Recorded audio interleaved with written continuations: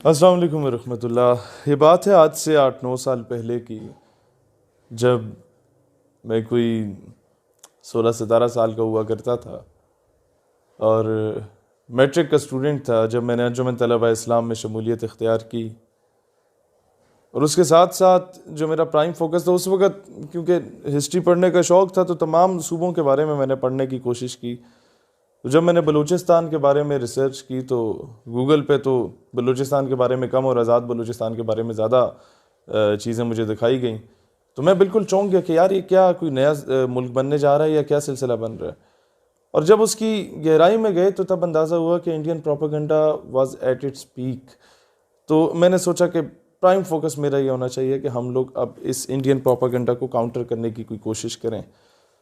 अब social media से हमने शुरू किया, कुछ ट्विटर के, कुछ फेसबुक के हमारे दोस्त अहबाब थे, यूट्यूबर्स थे, उन लोगों के साथ मिलके से काउंटर किया। लेकिन मैंने कहा नहीं, जो मुझे नज़र आ रहा है वो ये है कि जो नफ़रत है वो लोगों के दिलों तक सरायत कर चुकी है और वो नफ़रत डाली गई है पाकिस्तान के ख़िलाफ़, उसको काउंटर करना होगा। मैंने वफाकी उर्दू यूनिवर्सिटी इस्लामाबाद और नेशनल प्रेस क्लब इस्लामाबाद और इसके साथ साथ करते करते पूरे पाकिस्तान में ऐसे सेमिनार्स कराए, रैलियाँ, जलसे वगैरह कराए, जिसमें मैंने कोशिश की कि ऐसे बलूचिस्तान के हीरों को बुलाया जाए जो कि आपस में तो सियासी इख्तिलाफ रखते हैं लेकिन पाकिस्तान के लिए हमेशा कुर्बानी देने को तैयार हैं। और यहाँ की लिस्टें इकट्ठी की कि जितने बच्चे बलूचिस्तान से ताल्लुक़ रखते हैं पिंडी इस्लामाबाद की यूनिवर्सिटीज़ कॉलेजेस में, उन सबको बुलाया जाए और उन्हें उनके सामने बिठाया जाए और वो बताएं कि असल मसाइल क्या हैं और कौन प्रोपेगेंडा कर रहा है और कौन ये कह रहा है कि जनाब ये तो सारा जुल्म पंजाबियों ने किया या किसने किया। उस सारी चीज़ों को काउंटर किया गया और अल्हम्दुलिल्लाह मुझे ये फ़ख्र से कहना पड़ता है, मैं कह सकता हूँ फ़ख्र से, कि I was the first one from Punjab. 2004 से 2015 तक जितनी वहाँ पर एनआरकी फैली, उसके बाद मैं वाहिद बंदा था जो कोयटा गया और कौमी परचम रैली हम लोगों ने निकाली। मेरे क्लास फेलोज़ ने, बिलाल काकड़ और हम सब ने मिल के हमारे तकरीबन, मैं गैरिसन एकेडमी कोयटा में 2 साल पढ़ा भी था when my father was posted there. ये 2005-6 की बात थी। तो सारे पुराने दोस्त जो थे, कोई वहाँ पर पॉलिटिकल फैमिली से भी ताल्लुक़ रखते थे। तो बाद में हम सारे जब बड़े हो गए, कोई 17-18 साल के हो गए, तो हम लोगों ने सोचा कि वहाँ पर इस तरह की रैली निकालें कि उसमें पश्तून, बलोच, पंजाबी, सिंधी और ये सारे कश्मीरी, बल्तिस्तानी सब इकट्ठे हों। तो उससे कोई सियासी रंग ना दिया जाए, सिर्फ पाकिस्तानी परचम के साए तले हम कोयटा में इस तरह करें। और उस वक़्त ये मैं जानता हूँ कि जो डेथ थ्रेट्स हमें मिला करती थी BLA की जानिब से, BRA की जानिब से, BSO की जानिब, BSO आज़ाद की जानिब से एंड देन BLF की जानिब से, वो हम बेहतर जानते। खैर हमने वो उस वक़्त इतना पब्लिसाइज इससे नहीं किया था क्योंकि ज़ाहिर है आवाम का मोराल डाउन होता था। तो खैर वो सारा किया। इस्लामाबाद में हमने सारे सेमिनार्स किए, लोगों को पाकिस्तान से मोहब्बत का दर्स दिया और ये बताया कि जनाब अगर गवर्नमेंट की कोई पॉलिसीज़ गलत हैं, अगर किसी फ़र्द वाहिद की कोई पॉलिसीज़ गलत हैं, या आप लोगों के अपने नवाबों वडेरों ने आप लोगों पे अगर जुल्म किया, तो इसमें पाकिस्तान का कसूर नहीं है, इसमें उस फ़र्द वाहिद का या उसकी पॉलिसीज़ का कसूर है। और पाकिस्तान तो हम सब का मुल्क है, इससे मोहब्बत, मैं तो पाकिस्तान से मोहब्बत इसलिए नहीं करता कि मैं यहाँ पैदा हो गया, पला बड़ा। मैं तो अलबत्ता सिर्फ इसलिए करता हूँ कि ये वाहिद रियासत है, रियासत मदीना के बाद जो कि इस्लाम के नाम पे हासिल की गई।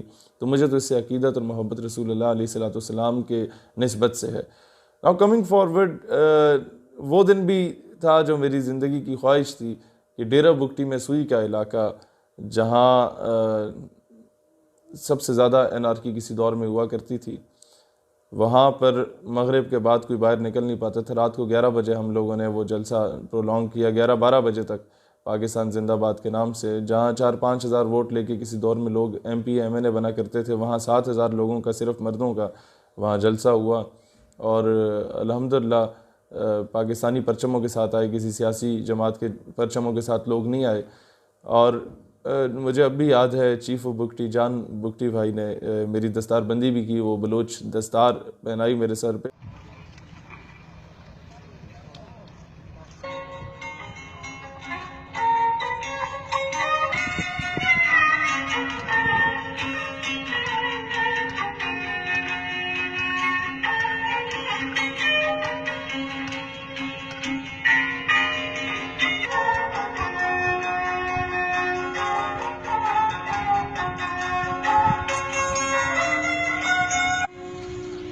ये जान मानो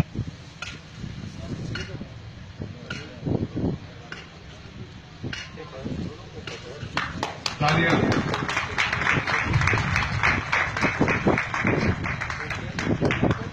और इंशाअल्लाह ताला मैं उसकी पूरी लाज रखूँगा और वो हमारी लाज रखेगी।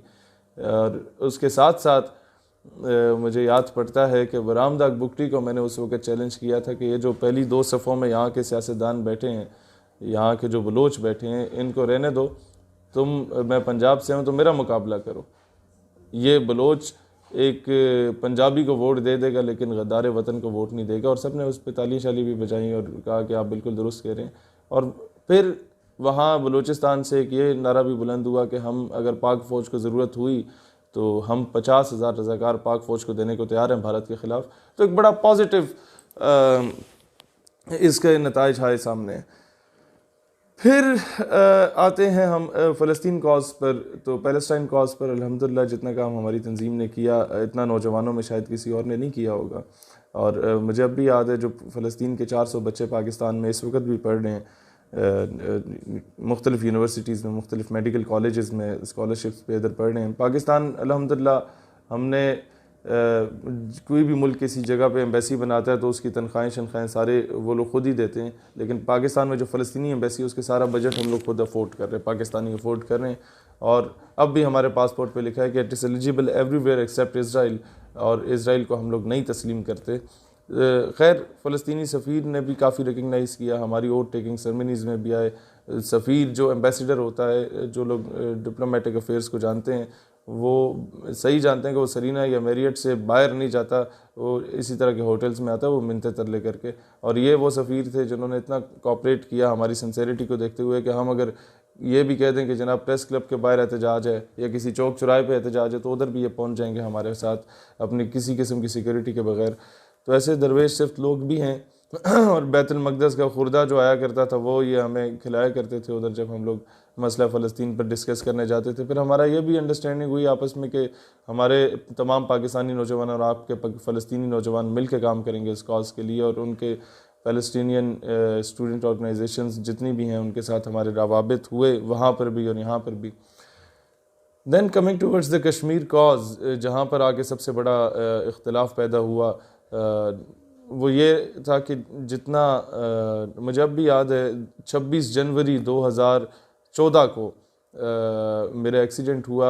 मेरे अब भी दोनों पाँव में, राइट लेग में जो मेरे घुटना है वहाँ पर कोई 14 स्क्रूज़ और कुछ प्लेट्स लगी हुई हैं। और लेफ़्ट जो एंकल है टखना, उधर 2 नेल्स हैं और ये बाएं बाजू में रॉड है। ये हमारा एक्सीडेंट हुआ था जंड अटक के गांव है चूरा शरीफ, उसके सामने। तो वो गाड़ी अनबैलेंस हुई काफ़ी ज़्यादा स्पीड में, तो वो सीधा दरख्त में लगी। तो ये 26 जनवरी को था। उसके 8-10 दिन के बाद 5 फरवरी आ रहा था और हमने प्रोग्राम रखा हुआ था आज़ादी कश्मीर पर।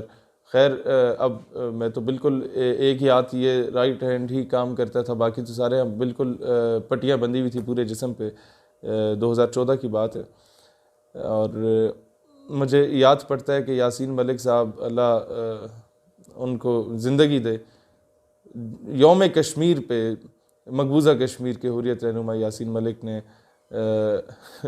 हम कश्मीर से ज़ारी यकजहती करते रहे बचपन से। उस दिन उन्होंने 5 फरवरी को, मैं प्रोग्राम में तो ना जा सका, अलबत्ता यासीन मलिक की बेगम साहिबा मिशाल मलिक बहन, उनकी छोटी सी बेटी थी तब 1-2 साल की, वो और उनकी जो वालदा थी, ये तीनों शख्सियात वहाँ तशरीफ़ लाईं। और मैं समझता हूँ कि उस दिन मुझे अंदाज़ा हुआ कि यार कितना ज़्यादा ये लोग कॉज के साथ सिंसियर हैं कि नज़रियाती लोगों को ये नहीं छोड़ते। फिर मज़ीद आगे बढ़ते हैं तो कुछ महीने में व्हील चेयर पर रहा, 3-4 महीने।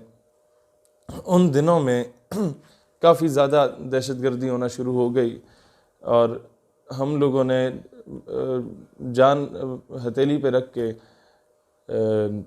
जितना हम लोगों ने काम किया उस दिनों में, पाकिस्तान के नज़रियाती असास का दिफा करने के लिए, पाकिस्तान से मोहब्बत का एलिमेंट उजागर करने के लिए, तमाम तर दहशतगर्दाना क़ुव्वतों के ख़िलाफ़ हम लोग लड़े, एक किस्म का नज़रियाती जंग लड़ी हमने। तो फिर जो धमकियों का एक सिलसिला BLA की जानिब से था वो TTP की जानिब से भी इनडायरेक्टली शुरू हो गया। और मैं वो चीज़ एक्सप्लेन नहीं करना चाहता कि जो हम लोग चिराट में जा रहे थे, कुछ दोस्त वगैरह जितने फ़ौजियों के बच्चे चचे हैं, तो रास्ते में हमारे साथ क्या होने वाला था और अल्लाह ने हमारी जान बचाई।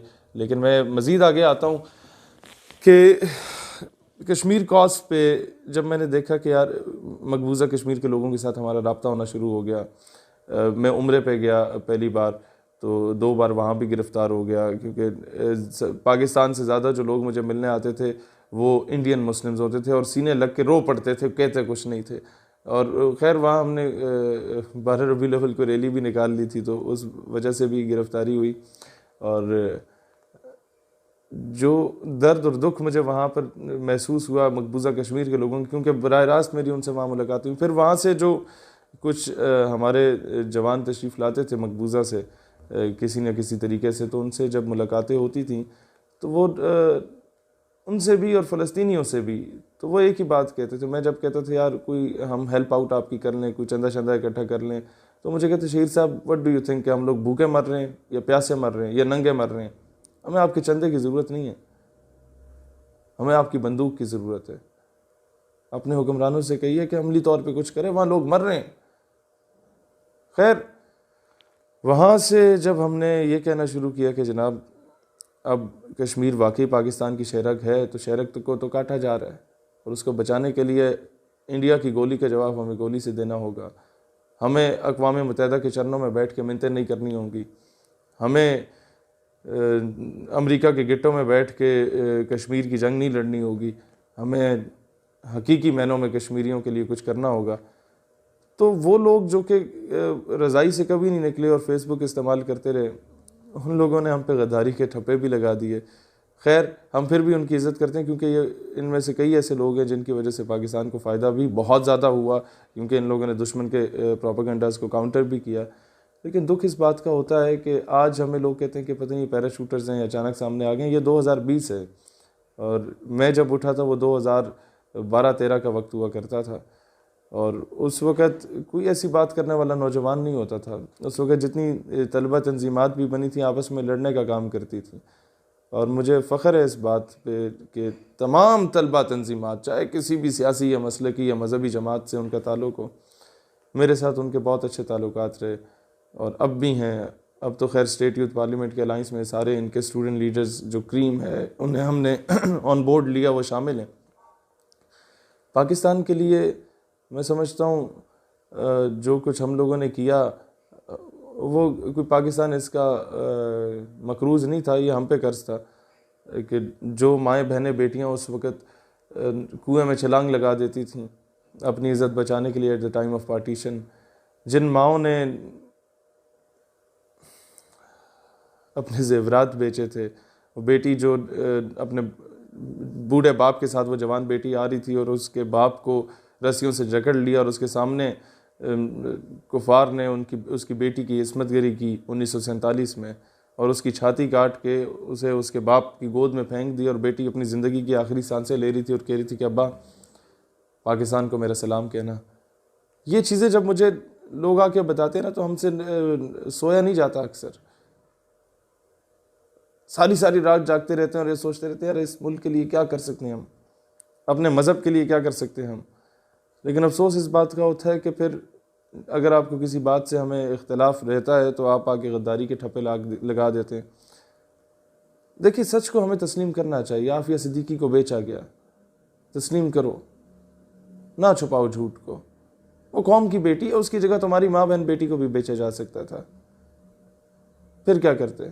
फिर भी कहते कि नहीं बस ठीक है, हमें बर्दाश्त कर लेना चाहिए। अहमद कांसी को यहाँ से उठा के बेचा गया जो मुसलमानों का एक बहुत बड़ा खैर ख्वाह था। हुआ, हज़ारों लोगों को बेचा गया, हज़ारों लोगों को उठवाया गया। मुझे सबसे ज़्यादा दुख तब होता है जब कश्मीर में बग़ैर तनख्वाहों के शहादतें देने वाले मुजाहिदीन, उनको हम दहशतगर्द कह देते हैं किसी इंटरनेशनल प्रेशर में आगे, फिर कहते हैं FATF, फिर कहते हैं माशी इस्तिसाल, फिर हम कहते हैं पैसे नहीं है, फिर हम कहते हैं भूखे नंगे मर गए। यार एक बात, शायद आपको इख्तलाफ है तो आप ज़रूर रखें आप, लेकिन कम से कम पाकिस्तान का गद्दार ना कहा करें। मैं अक्सर MNAs, MPs, मिनिस्टर्स, सेनेटर्स को सामने बिठा के अक्सर कॉन्फ्रेंसेस में एक करता हूँ कि जनाब अब मज़ीद बर्दाश्त नहीं हो सकता, आप कुछ अमली तौर पे करें। तो अक्सर लोग मुझे गुस्से में आके कहते हैं कि शहीर आप बड़े समझदार हो, हमसे ज़्यादा पढ़े लिखे ख़ुद को तसव्वुर करते हो, अगर जंग हो गई और बांग्लादेश की तरह कोई हिस्सा हमसे अलग हो गया तो कौन ज़िम्मेदार होगा? आप ज़िम्मेदार होंगे। मैं कहता हूँ सर हाँ मैं ज़िम्मेदार हूँगा, क्योंकि आज से 200 साल के बाद अगर मौरिख तारीख़ लिखेगा तो ये ज़रूर लिखेगा कि पाकिस्तान हारे हुए लश्कर में था, लेकिन मौरिख ये कभी नहीं लिखेगा कि पाकिस्तान बुज़दिल और बेगैरत हो चुका था।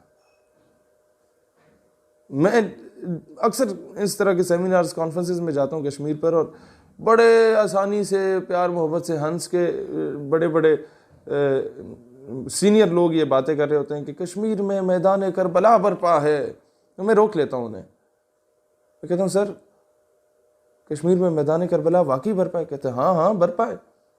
मैंने कहा हिंदुस्तानी फ़ौज क्या है फिर? कहता है यजीदी है। मैंने कहा तो कश्मीरी क्या हैं? कहते हैं हुसैनी हैं। मैंने कहा सर मुझे यह ना बताएं कि कश्मीरी फ़ौज, कश्मीरी अवाम मुजाहिदीन जो हैं वो हुसैनी हैं और हिंदुस्तानी फ़ौज यजीदी है। मुझे सिर्फ इतना बताएं कि कूफे वाला कौन है। डरो उस वक्त से जब मौरिख हमें कूफे वालों में शुमार करेगा। तुम लोगों को शायद मेरी बात की समझ ना आए, लेकिन डरो उस वक्त से जब मौरिख हमें बुज़दिल और बगैरत लिखेगा। अमली तौर पे काम करने की ज़रूरत है, और वी आर नॉट पैराशूटर्स, किसी के कंधे पे रख के बंदूक नहीं चलाते। या जो लोग कह रहे हैं अजाइलम ले रहे होते हैं, किस चीज़ का अजाइलम? वो अमेरिकन एम्बेसी वाली बात आती है कि वहाँ से जब से आया तो ये PTM का हामी हो गया। भाईजान कोई पहले तहकीक कर लिया करो। ये 2014 की बात है। अमेरिकन एम्बेसी में अमेरिकन एम्बेसी एक और USAID के इश्तराक से ये लोग एक डिबेट कंपटीशन ऑर्गेनाइज कर रहे थे, जिसमें कहा था कि जी is education necessary for peace, क्या तालीम अमन के लिए ज़रूरी है? आप इसके हक़ में बोलें या ख़िलाफ़ बोलें। मेरे HOD ने, मैं army public college of management and sciences में पढ़ता था, उनके शहीर तुम अच्छे तकरीर शकरीर कर लेते तो जाओ। मैं कहा सर मैं अव्वल तो डिबेट कॉम्पिटिशन्स में हिस्सा नहीं लेता, मैं तो वैसे मुकर्रर हूँ, लेकिन यहाँ तो बिल्कुल भी नहीं जाऊँगा। पीछे अमेरिका का झंडा लगा होगा, सामने मैं तकरीर कर रहा हूँगा, तो कोई भी तस्वीर लगा के बोलेगा गद्दार हो गए।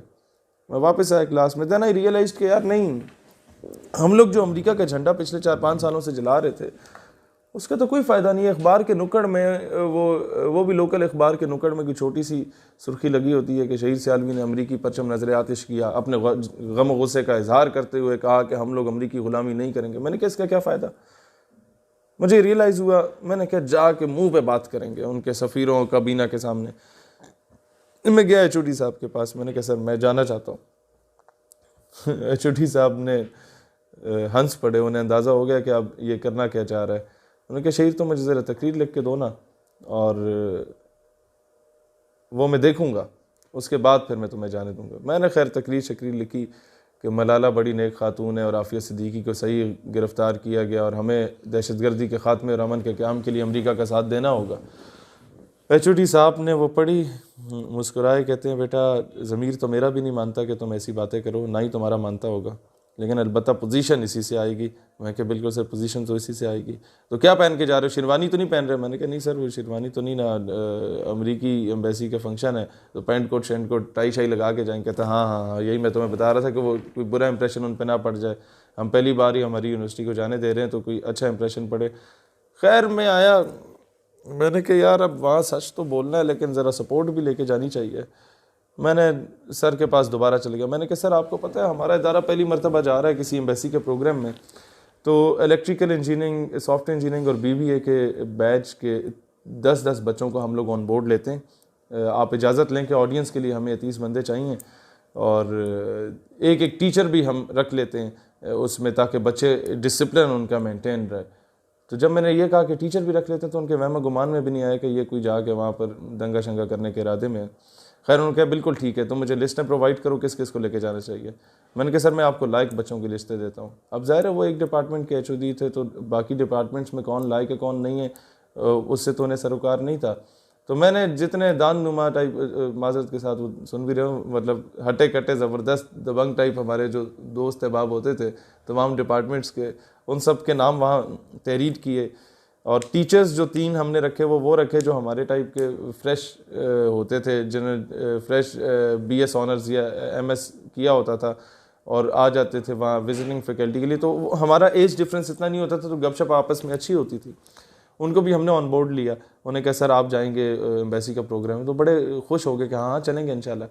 खैर कोस्टर अरेंज हो गई, एम्बेसी के जो भी लड़के शड़के थे उनसे बात होगी कि भाई हमारी ऑडियंस वाले भी आना चाहते हैं तो आप इजाज़त दे दें। उन्होंने कहा जी you are more than welcome, हमें तो इंतज़ार होता है कि कोई सुनने वाला भी आया हुआ हो।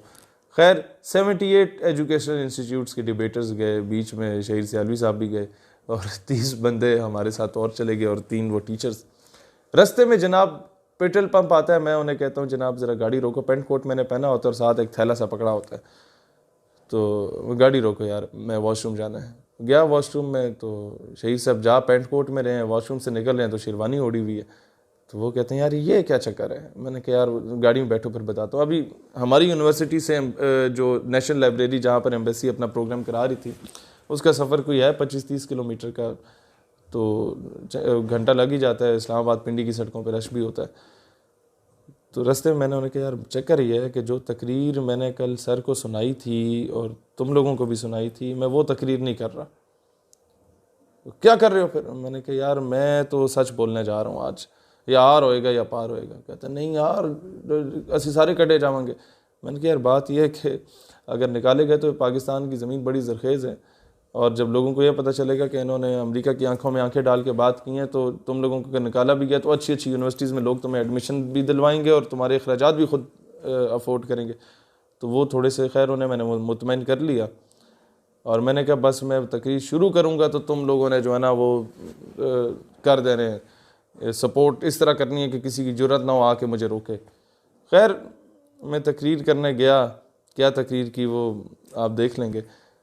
मुझे खुशी इस बात की हुई कि जब वो सेमिनार ख़त्म हुआ, सेमिनार क्या डिबेट कंपटीशन ख़त्म हुआ, तो ज़ाहिर है अब इनाम तो मुझे नहीं मिलना था क्योंकि सच हमेशा कड़वा होता है और सच बोलने वाले को बागी और गद्दार का लेबल भी मिलता है। लेकिन तकरीर करके मैं ऑडिटोरियम से सीधा बाहर निकल गया और आधा ऑडिटोरियम जिंदाबाद मुर्दाबाद के नारे लगाता हुआ।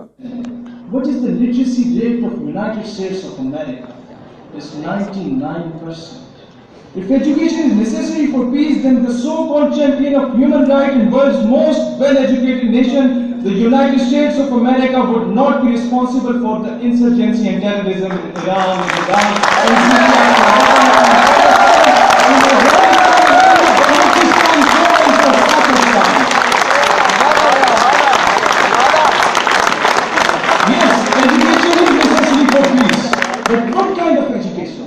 the message of love, peace and prosperity which was given to us by the Holy Prophet sallallahu alaihi wasallam. The message which was given to us by the Holy Quran that if we have killed a single human being, it means you have killed the whole humanity. And if you have killed the whole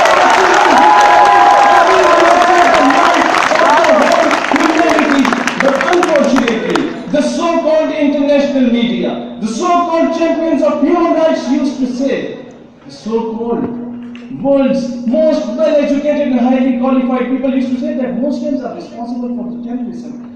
Let me ask you a question. What is the literacy rate of Israel? It's 97%. Then what is being done in Palestine? Thousands of Muslims children are getting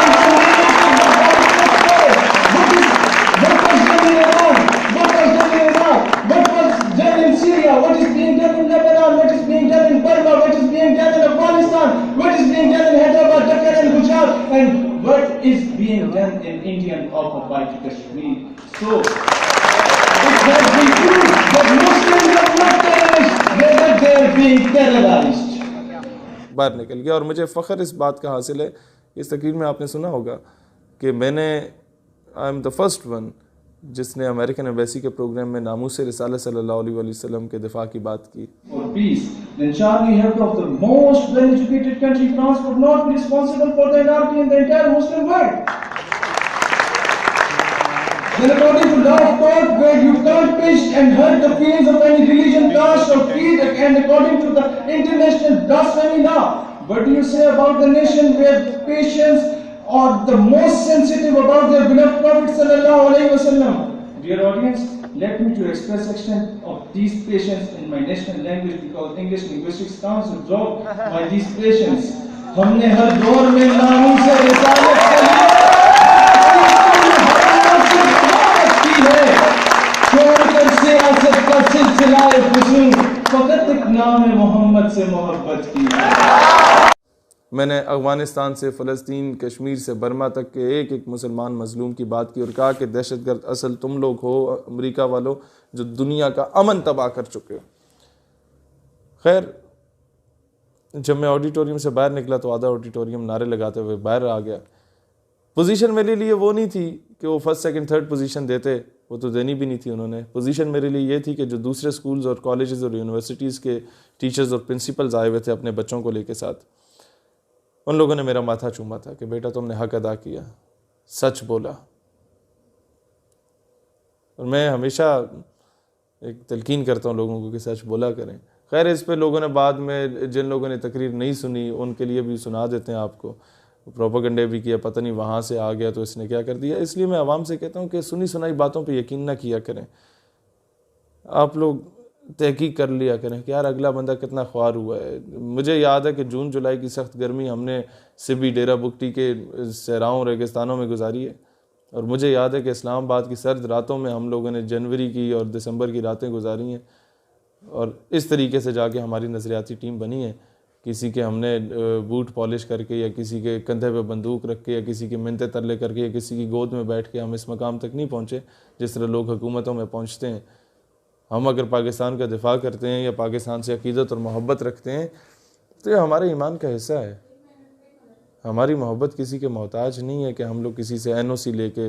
और यही बात सिर्फ मैं कहूँगा कि हमें पाकिस्तान से वफादारी के सर्टिफिकेट किसी से नहीं चाहिए।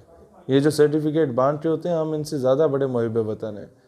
हम बग़ैर तनख्वाहों के काम कर रहे हैं इस मुल्क के लिए। हम मोहब्बत और प्यार नहीं करते पाकिस्तान से, हम इश्क करते हैं पाकिस्तान से। खुदा की कसम इश्क करते हैं पाकिस्तान से। मैं समझता हूँ इकबाल दुरुस्त कहते थे, मीरे अरब को आई ठंडी हवा जहाँ से, मेरा वतन वही है, मेरा वतन वही है। इंशाल्लाह वो वक्त दूर नहीं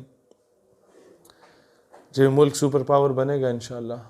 और इंशाल्लाह हमें पूरी उम्मीद है कि ग़ज़वा हिंद होती है तो हम उसके एक अदना से मुजाहिद ज़रूर बनेंगे इंशाअल्लाह ताला। इस कौम को तैयार करने और अपने मुल्क के लिए, अपने मज़हब के दिफा के लिए हम हमेशा तैयार रहेंगे इंशाअल्लाह ताला। पाकिस्तान